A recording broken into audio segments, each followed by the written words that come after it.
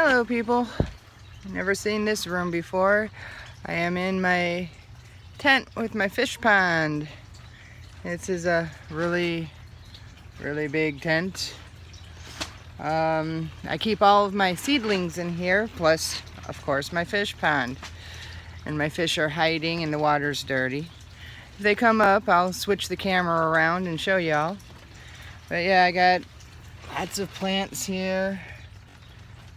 You know, all these little seedlings and stuff, so I had to water all my plants and whatnot. I forgot to water them yesterday, so they were looking a little parched. Yeah, no, and surprisingly, being this closed up all winter long and throughout the spring so I can get my seeds to grow, it doesn't smell. I keep my pond fairly clean. I mean, it's dirty right now because I haven't cleaned it out in about, I don't know, about a week. So it's a little dirty. The filters need cleaning and stuff like that. And I got a lot of fish in a smaller pond. And koi's, which are my fish, are not the cleanest fish ever. Yeah, I know. And I've just been taking, here's a neat little hint for you. If you have a fish pond and you do not put any chemicals in it, like I don't put any chemicals in my fish pond at all. So I don't put any clarifiers or any algae killers or anything like that. I just have a UV light, which can get a little expensive. My pond is big enough where it could probably use more than one UV light, but it works for the most part as long as I keep the filters really clean and clean them on not even a weekly basis, but every other day. If I clean the filters every other day, it keeps my pond nice and clear.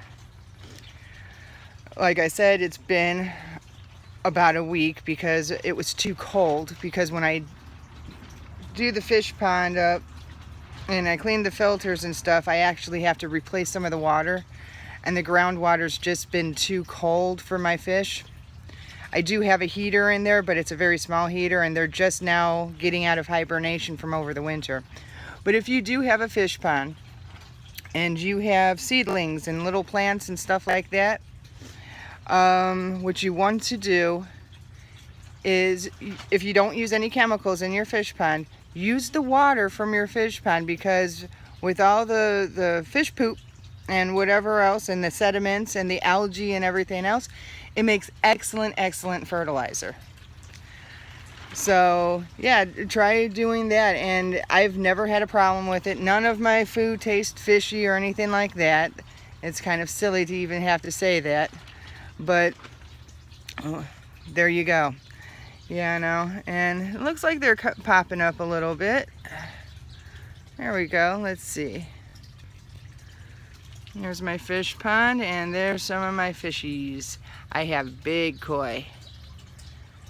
You know, you can't, I don't know if you can really see them very well on here, but you can see the water's a little murky. I got a lot of algae growth in there right now. You know, and they're actually fairly deep, because they're much bigger than what they look like from right there, you know. There's one that came up to the surface a little bit. So yeah, I got some nice little fish here, and then I got all my plants and all of the weeds and stuff that you see right there.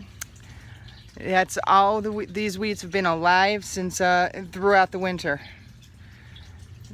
And my sage, more seedlings. So yep, that's all. This is going to be my garden. We'll be planting that here shortly. This weekend, hopefully, if the rain stays where it needs to be so the ground doesn't get too saturated.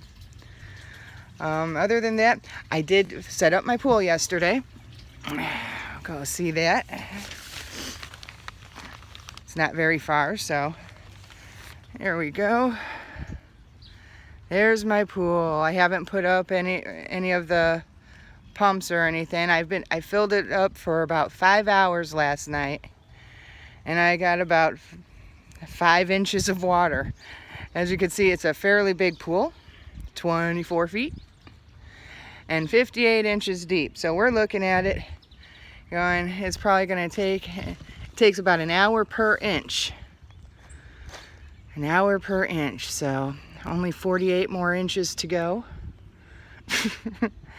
I haven't put any chlorine or anything in it right yet because it's just, the water's just too low. I got the water running now, but because I'm on a well, I can't have it running continually all day long and all night long because I don't want to put that much stress on my pump. And it just costs too much damn money to bring in water.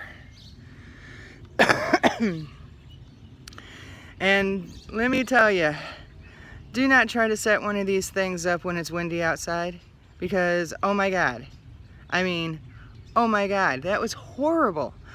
I mean, the wind was blowing the tarps all over the place.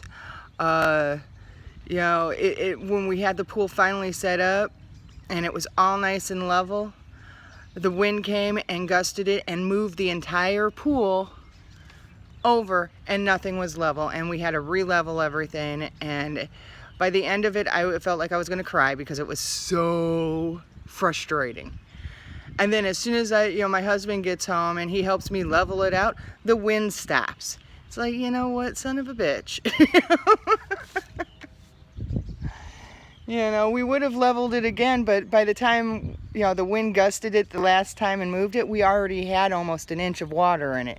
And by that time, that's just too much to move.